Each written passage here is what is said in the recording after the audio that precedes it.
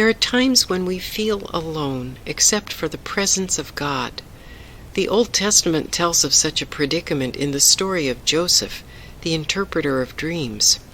Joseph was the 11th of Jacob's 12 sons, and demonstrated his ability to interpret dreams at an early age.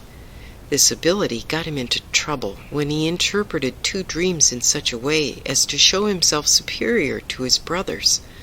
The rancor of the brothers grew when their father, Jacob, made Joseph his favorite son, and presented him with a cloak of many colors. One day Joseph, wearing his colorful cloak, went out to observe his brothers shepherding their flocks.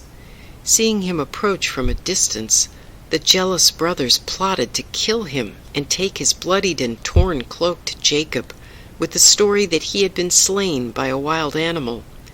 One of the brothers, Reuben, intervened with a plan to throw Joseph into a pit. Reuben's scheme was to come back later and rescue him.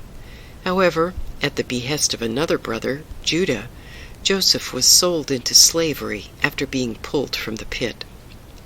With these details in mind, one can imagine Joseph's terror as he lay bloodied and bruised in a dry pit, and then was pulled out only to be sold into slavery. In these circumstances he was alone, except for the presence of God. This belief in God's presence sustained him until he was sold to an Egyptian named Potiphar, who made him his foreman. But once again Joseph was thrown into the pit of prison when Potiphar's wife falsely accused him of attempted rape. Again the presence of God sustained him. Through God's providence, his ability to interpret dreams drew Pharaoh's attention, and he was released from prison to become Pharaoh's chief advisor. One can read Joseph's story as an account of God's providence, which led eventually to a reunion with his brothers and an act of forgiveness to them.